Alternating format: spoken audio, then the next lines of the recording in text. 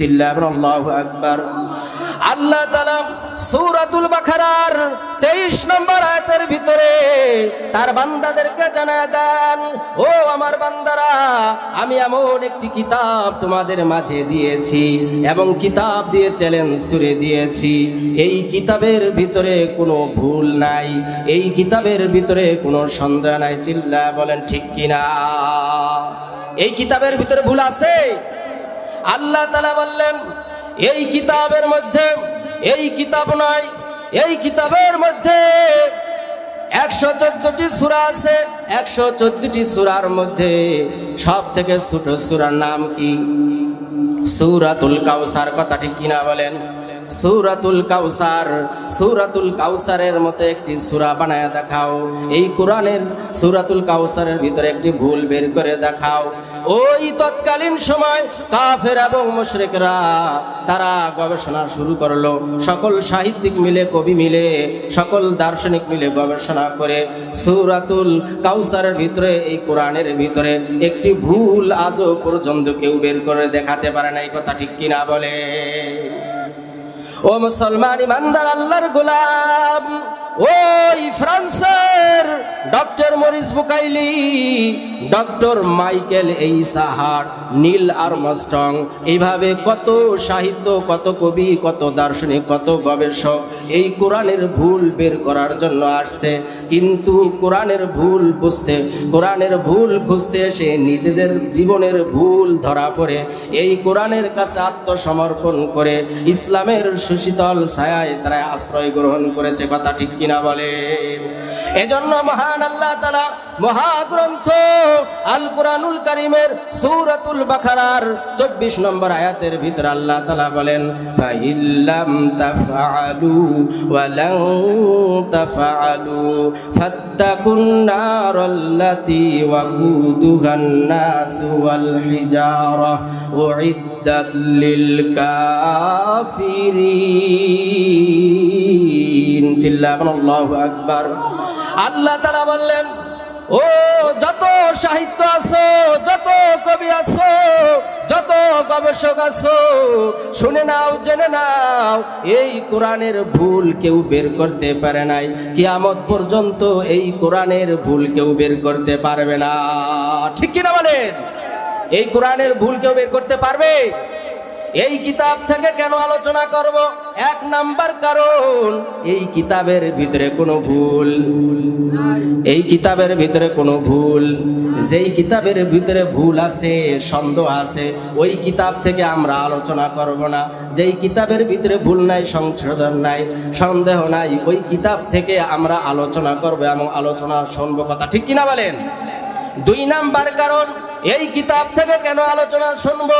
মহান আল্লাহ তাআলা মহাগ্রন্থ আল কোরআনুল কারীমের সূরাতুল আনামের 38 নম্বর আয়াতের ভিতরে তার বান্দাদেরকে জানায় দেন, মা ফাররাতনা ফিল কিতাবি মিন শাই সুম্মা ইলা রাব্বিহিম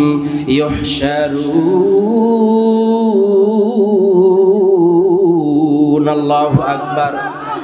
মহান আল্লাহ তাআলা তার বান্দাদেরকে জানায় দেন, ও আমার বান্দারা, এই কিতাবের ভিতরে মানব জাতির যা কিছু প্রয়োজন আছে, যা কিছু দরকার হবে, সব কিছু এই কিতাবের ভিতরে আমি লিপিবদ্ধ করে দিয়েছি। এই কিতাবের ভিতরে আল্লাহ তাআলা মানব জাতির জন্য সব কিছু লিপিবদ্ধ করেছেন। কথা ঠিক কিনা বলেন? এই কিতাব সকল সমস্যার সমাধান দিতে পারে। পৃথিবীতে যত গ্রন্থ আছে, যত কিতাব আছে, যত বই আছে, সকল সমস্যার সমাধান দিতে পারে না। একমাত্র, শুধুমাত্র, কেবলমাত্র মানুষের, মানব জাতির সকল সমস্যার সমাধান দিতে পারে সেই কিতাবের নাম কি? মহাগ্রন্থ আল কোরআন। কথা ঠিক কিনা বলেন? সমাধান চাও যদি জীবনে মরণে, ফিরে যাও, খুঁজে নাও, চোখ রাখো কোরআনে। কথা ঠিক কিনা বলেন? চোখ কোথায় রাখতে হবে?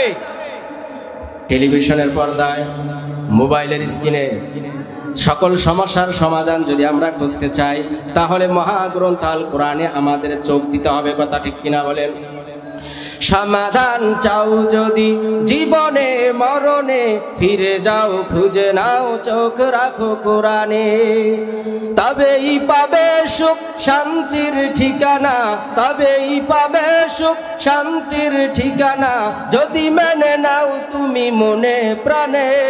সমাধান সমাধান চাও যদি জীবনে মরণে, ফিরে যাও খুঁজে নাও চোখ রাখো।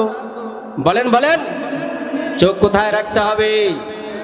কোরআনে রাখতে হবে, কথা ঠিক কিনা বলেন? মোহতারাম হাজরিন, আজকে আমরা চোখ কি কোরআনে রাখি? আমাদের বয়স হয়তো কারো 20 বছর, 30 বছর, 40 বছর, অথচ আফসোস আমরা কোরআনে চোখ রাখি না, কথা ঠিক কিনা বলেন? মোহতারাম হাজরিন, যেই কিতাবের ভিতরে কোনো ভুল নাই, যেই কিতাবের ভিতরে মানব জাতির সকল সমস্যার সমাধান আছে, সেই কিতাবকে জানার জন্য, বোঝার জন্য, শেষ পর্যন্ত শোনার জন্য কারা কারা রাজি আছেন? দুটি হাত উঁচু করে আল্লাহকে দেখায় দেন। নারায়ে তাকবীর, নারায়ে তাকবীর। আল কোরআনের আলো, আল হাদিসের আলো। মোহতারাম হাজিন, দায়িত্বহীন ভাষায় আমি এই ইসলামপুরবাসীকে জানিয়ে দিতে চাই, এই কোরআনের বাতি শুধুমাত্র ঘরে ঘরে জ্বাললে চলবে না, এই কোরআনের বাতি শুধুমাত্র দিলে দিলে জ্বাললে চলবে না। এই কোরআনের বাতি রান্নাঘর থেকে শুরু করে ব্যক্তি জীবনে, পারিবারিক জীবনে, সামাজিক জীবনে, রাজনৈতিক অঙ্গনে, এমনকি পার্লামেন্টে এই কোরআনের বাতি জ্বালতে হবে, জ্বালতে হবে, জ্বালতে হবে। ঠিক কিনা বলো মুসলমান?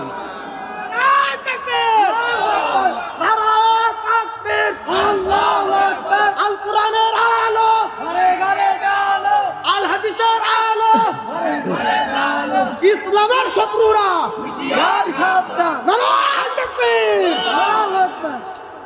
মোহতারাম হাজরিন, ইসলামপুরবাসীর পক্ষ থেকে বাংলার মুসলমানকে হুঁশিয়ারি করে দিতে চাই, ও মুসলমান, যদি পার্লামেন্টে কোরআনের বাতি জ্বালার জন্য আমাদের আরো একবার কাফনের কাফন মাথায় বাঁধতে হয়, যদি আমাদের আরো একবার রাজপথে নামতে হয়, আমরা প্রয়োজনে সংগ্রাম করব, যুদ্ধ করব, জিহাদ করব, লড়াই করব।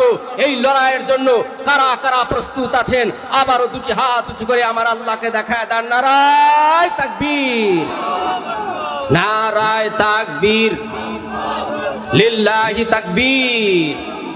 বিপ্লব মানে জীবন দেওয়া, বসে থাকা নয়, সে কোনোদিন আসবে না রে করো যদি ভয়। বিপ্লব মানে জীবন দেওয়া, বসে থাকা নয়, সে কোনোদিন আসবে না রে করো যদি ভয়। ঠিক কিনা বলেন? লড়াইয়ের ওই ময়দানেতে যেতে তোমাকে হবে, প্রয়োজনে সব রক্তটুকু জমিনেই ঢেলে দেবে। লড়াইয়ের ওই ময়দানেতে যেতে তোমাকে হবে, প্রয়োজনে সব রক্তটুকু জমিনেই ঢেলে দেবে। তবুও তোমায় লড়তেই হবে, মানিবে না পরাজয়। বিপ্লব মানে জীবন দেওয়া, বসে থাকা নয়, সে কোনোদিন আসবে না রে করো যদি ভয়। বিপ্লব মানে জীবন দেওয়া, বসে থাকা নয়, সে কোনোদিন আসবে না রে করো যদি ভয়। ঠিক কিনা বলেন? ঘরে বসে থেকে বিপ্লব হবে? বৈষম্য বিরোধী ছাত্র আন্দোলন যারা করেছেন, তারা যদি ঘরে বসে থাকতেন, দ্বিতীয়বারের মতো বাংলাদেশ বিজয় হতো না, কথা ঠিক কিনা বলেন? মোহতারাম হাজরিন, এজন্য আপনাদেরকে জানিয়ে দিতে চাই, আর একবার বিজয় হবে, সেই বিজয় হবে চূড়ান্ত বিজয়। আর একবার বিপ্লব হবে, সেই বিপ্লব হবে চূড়ান্ত বিপ্লব, অর্থাৎ কোরআনের বিপ্লব, ইসলামের বিপ্লব, কালিমার বিপ্লব। সেই বিপ্লবকে রুখে দেওয়ার মতো কোনো শক্তি, পরাশক্তি ইউরোপ আমেরিকার নাই, কথা ঠিক কিনা বলেন? মুসলমান ইমানদার আল্লাহর গোলাম, এই ইসলামের বাতি নিবানোর জন্য আমাদের পার্শ্ববর্তী বন্ধু বলবো না শত্রু বলবো, ও মুসলমান, বাংলাদেশকে ধ্বংস করার জন্য, বাংলাদেশের মানুষকে ধ্বংস করার জন্য তারা বিভিন্ন রকমের ষড়যন্ত্র করতেছে, কথা ঠিক কিনা বলেন? যতই ষড়যন্ত্র করুক, মুসলমান এই ষড়যন্ত্র কোনোদিন সহ্য করবে না। এর প্রতিবাদ ইনশাআল্লাহ বাংলার জমিনে জ্বালাবে, কথা ঠিক কিনা বলেন? আসুক না যত বাধা, যত ঝড় সাইক্লোন, রাসূলের পথে মোরা চলবই চলবই, ঠিক কিনা বলেন? আসুক না যত বাধা যত ঝড় সাইক্লোন, রাসূলের পথে মোরা চলবই চলবই। মুসলমান ইমানদার, যতই বাধা আসুক, যতই বাধা বিঘ্ন আসুক, আমরা এই কোরআনের পথে, ইসলামের পথে অটুট এবং ইস্তেকামত থাকবো। কথা ঠিক কিনা বলেন? মুসলমান ইমানদার, আল্লাহর গোলাম, মহান আল্লাহ তাআলা মহাগ্রন্থ আল কোরআনুল কারীমের সূরাতুন নাহলের 90 নম্বর আয়াতের ভিতরে বলেন, ইন্নাল্লাহা ইয়া'মুরু বিল আদলি ওয়াল ইহসান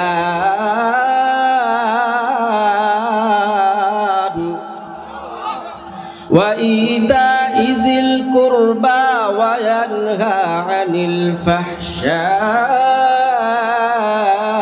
ওয়াল মুনকারি ওয়াল বাগই ইয়া'iদুকুম লা'আল্লাকুম তাযাক্কারুন।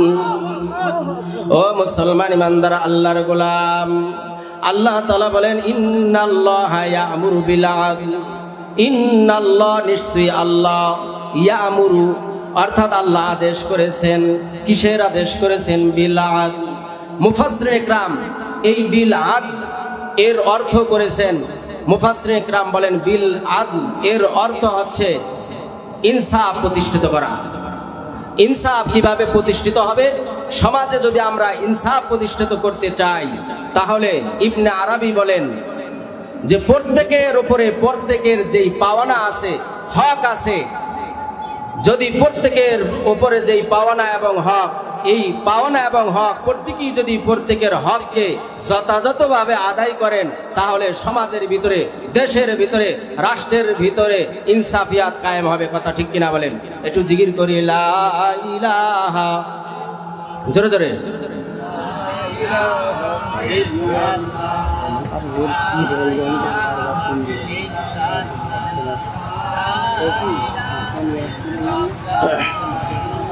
তো জোরে জোরে, লা ইলাহা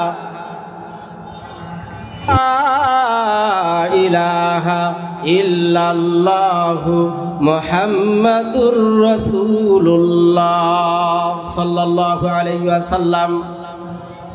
মুহতারাম হাজরিন, যে আলোচনা করতেছিলাম, অর্থাৎ আমরা যারা আছি প্রত্যেকের উপরই প্রত্যেকের পাওনা আছে, প্রাপ্য আছে, অধিকার আছে। প্রত্যেকেই যদি প্রত্যেকের পাওনা হক যথাযথভাবে আদায় করেন, তাহলে সমাজের ভিতরে, দেশের ভিতরে কি কায়েম হবে? ইনসাফ কায়েম হবে, ইনসাফ প্রতিষ্ঠিত হবে। কথা ঠিক কিনা বলেন? প্রত্যেকের কাছে প্রত্যেকের কি পাওনা, এক্সাম্পল দিলে বুঝে আসবে। এক্সাম্পল কি? বান্দার উপরে আল্লাহ তাআলার অধিকার আছে, পাওনা আছে। কথা ঠিক কিনা বলেন? আল্লাহ তাআলা তার বান্দাকে দুনিয়াতে প্রেরণ করেছেন, পাঠিয়েছেন কি এমনি এমনি না, ইবাদত করার জন্য? এমনি এমনি পাঠাইছে? বেহুদা পাঠাইছে? অনার্থক পাঠাইছেন? না। অর্থাৎ বান্দার উপরে আল্লাহ তাআলার পাওনা আছে, হক আছে। আবার আল্লাহর উপরে বান্দার পাওনা আছে, হক আছে। কথা ঠিক কিনা বলেন? ও মুসলমান ইমানদার, আল্লাহর গোলাম, উম্মতের উপরে নবীর পাওনা আছে, নবীর প্রাপ্য আছে, অধিকার আছে। আবার নবীর উপরে উম্মতের পাওনা আছে, অধিকার আছে। কথা ঠিক কিনা বলেন? ও মুসলমান ইমানদার, সন্তানের উপরে পিতামাতার পাওনা আছে, অধিকার আছে। আবার পিতামাতার উপরে সন্তানের অধিকার আছে, পাওনা আছে। কথা ঠিক কিনা বলেন? স্ত্রীর উপরে স্বামীর অধিকার আছে, আবার স্বামীর কাছে স্ত্রীর অধিকার আছে না নাই? আছে। ও মুসলমান ইমানদার, এক আত্মীয় আরেক আত্মীয়ের উপরে হক আছে, অধিকার আছে। এক প্রতিবেশী আরেক প্রতিবেশীর উপরে অধিকার আছে, হক আছে, প্রাপ্য আছে। ঠিক কিনা বলেন? এইভাবে মুরিদের কাছে পীরের পাওনা আছে, পীরের কাছে মুরিদের পাওনা আছে, হক আছে, অধিকার আছে। ছাত্রের কাছে ওস্তাদের অধিকার আছে, প্রাপ্য আছে। আবার ওস্তাদের কাছে ছাত্রের অধিকার আছে, প্রাপ্য আছে। মুসল্লিদের কাছে ইমামের যেরকম প্রাপ্য আছে, পাওনা আছে, আবার ইমামের নিকট মুসল্লিদের প্রাপ্য আছে না নাই? ও মুসলমান ইমানদার, জনগণের উপরে সরকারের পাওনা আছে, আবার সরকারের কাছে জনগণের পাওনা এবং প্রাপ্য অধিকার আছে না নাই? আছে। ও মুহতারাম হাজরিন, এজন্য মুআজ ইবনে জাবাল রাদিয়াল্লাহু তাআলা আনহু বলেন যে প্রত্যেকের নিকটে প্রত্যেকের প্রাপ্য আছে, পাওনা আছে। প্রত্যেকেই যদি প্রত্যেকের পাওনা যথাযথভাবে আদায় করে দেন তাহলে সমাজের ভিতরে ইনসাফ প্রতিষ্ঠিত হবে, দেশের ভিতরে ইনসাফ প্রতিষ্ঠিত হবে। কথা ঠিক কিনা বলেন? হযরত মুআজ ইবনে জাবাল রাদিয়াল্লাহু তাআলা আনহু বলতেছেন, আমি রাসূল সাল্লাল্লাহু আলাইহি ওয়াসাল্লামের গাধার পিঠে সোয়ারি ছিলাম। আল্লাহর নবী বিশ্ব নবী জনাবে মুহাম্মদ রাসূলুল্লাহ সাল্লাল্লাহু আলাইহি ওয়াসাল্লাম আমাকে প্রশ্ন করলেন, ও মুআজ, ইয়া মুআজ, হাল তাদরি, হে মুআজ, তুমি কি জানো বান্দার উপরে আল্লাহ তাআলার কি হক আছে? মা হাক্কুল্লাহি আলাল ইবাদি ওয়া মা হাক্কুল ইবাদি আলাল্লাহ। ও মুআজ, বলো দেখি বান্দার উপরে আল্লাহ তাআলার কি হক আছে এবং আল্লাহ তাআলার উপরে বান্দার কি হক আছে? মুআজ ইবনে জাবাল রাদিয়াল্লাহু তাআলা আনহু বললেন, ও আল্লাহর রাসূল, বান্দার উপরে আল্লাহ তাআলার কি হক রয়েছে এবং আল্লাহ তাআলার উপরে বান্দার কি হক রয়েছে এটা আমার জানা নাই। ইয়া রাসূলুল্লাহ, ইয়া হাবিবাল্লাহ, এটা আল্লাহ এবং তার রাসূলই ভালো জানেন, এটা আমাকে আপনি জানায়া দেন। আল্লাহর হাবিব বিশ্ব নবী জনাবে মুহাম্মদুর রাসূলুল্লাহ সাল্লাল্লাহু আলাইহি ওয়াসাল্লাম মুআজকে বললেন, ইন্না হাক্কুল্লাহি আলা ইবাদিহি। মুআজ রাদিয়াল্লাহু তাআলা আনহুকে আল্লাহর রাসূল বললেন, ও মুআজ, বান্দার উপরে আল্লাহ তাআলার প্রাপ্য হলো, হক হলো, অধিকার হলো আইয়াবুদুহু ওয়া লা ইউশরিকু বিহি শাইআ। বান্দার উপরে আল্লাহ তাআলার হক হলো আইয়াবুদু, ইবাদত করবে। কথা ঠিক কিনা বলেন? বান্দার উপরে আল্লাহ তাআলার হক কি? কি হক? বান্দা কি করবে? ইবাদত করবে। বান্দা আল্লাহ তাআলার গোলামি করবে, আল্লাহ তাআলার দাসত্ব করবে। এজন্য মহান আল্লাহ তাআলা মহাগ্রন্থ আল কুরআনুল কারীমের সূরাতুজ জারিয়াতের 56 নম্বর আয়াতের ভিতরে বলেন, ওয়া মা খালাকুতুল জিন্না ওয়াল ইনসা ইল্লা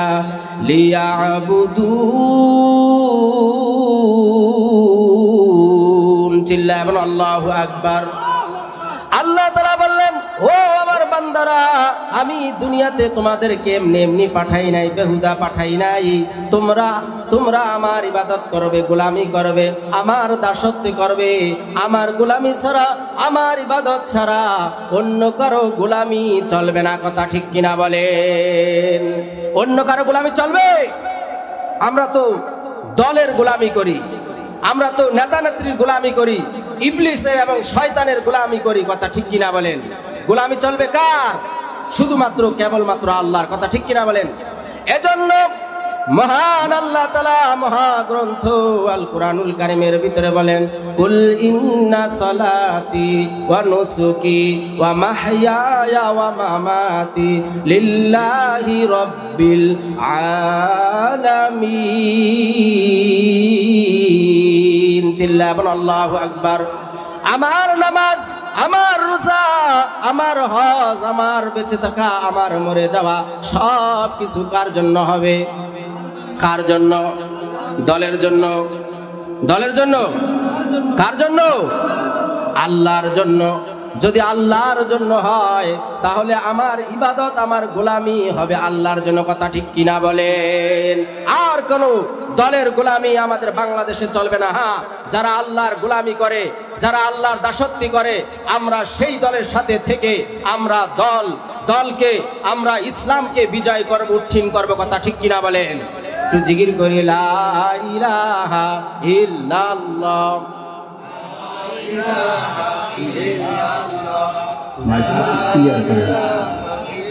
ক্লিয়ার করো।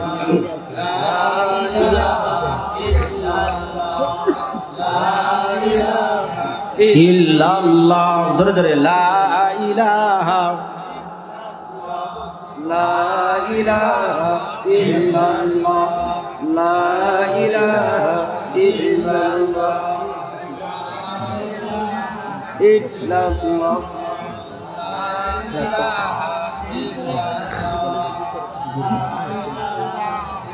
ইল্লাল্লাহ লা ইলাহা ইল্লাল্লাহ লা ইলাহা ইল্লাল্লাহ লা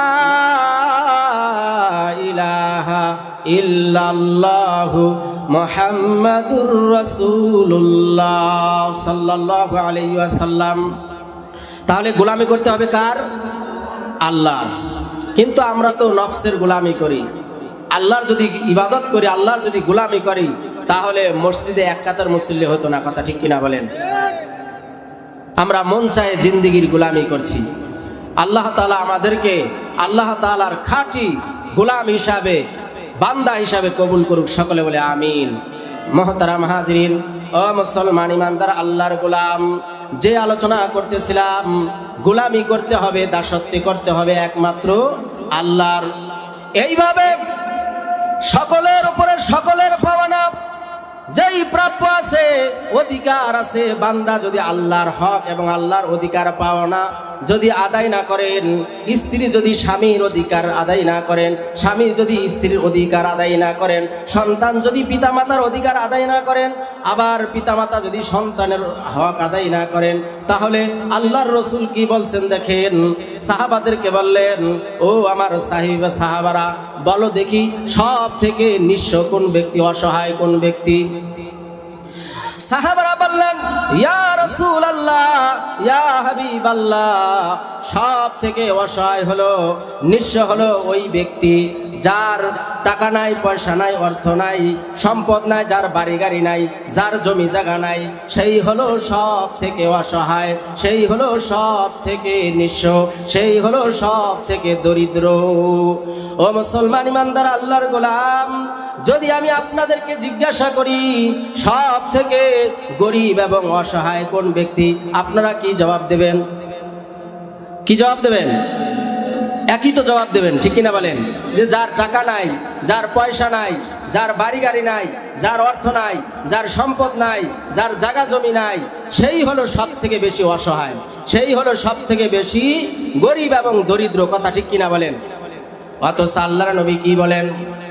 আল্লাহর হাবিব বলেন, না না, যার টাকা নাই, পয়সা নাই, যার অর্থ নাই, সম্পদ নাই, দুনিয়ার ভিতরে মনে করতেছো সে হলো সব থেকে অসহায়, সে হলো সব থেকে নিঃস্ব, কিন্তু না না, আল্লাহর নবী বলেন ওই ব্যক্তি সব থেকে অসহায় হবে যে কাল হাসরের ময়দানে এমন কিছু বান্দা উঠবে, তারা নামাজের সওয়াব তাদের থাকবে, হজের সওয়াব তাদের থাকবে, রোজার সওয়াব থাকবে, দান সদকার সওয়াব থাকবে, কোরআন তেলাওয়াতের সওয়াব থাকবে, জিকির আজকারের সওয়াব থাকবে, কিন্তু তার সাথে সাথে এমন কিছু লোক উঠবে, তারা বলতে থাকবে, অর্থাৎ সন্তান পিতামাতার বিরুদ্ধে অভিযোগ করবে, ওগো আল্লাহ, আমার পিতামাতা আমাদের দুনিয়াতে আমাদের হক এবং অধিকার আদায় করে নাই, আমাদের প্রাপ্য আদায় করে নাই, যেই অধিকার আদায় না করার কারণে আমরা আজ গোমরা হয়ে গেছি, আমরা পথভ্রষ্ট হয়ে গেছি, আমরা তোমার বন্দিগি করতে পারি নাই। তখন আল্লাহর কাছে অভিযোগ করবে। আল্লাহর কাছে অভিযোগ করার কারণে আল্লাহ তাআলা যিনি হক নষ্ট করেছেন তার যে সওয়াব ছিল সেই সওয়াব থেকে ওই পাওনাদারকে দিয়া দেবেন। এইভাবে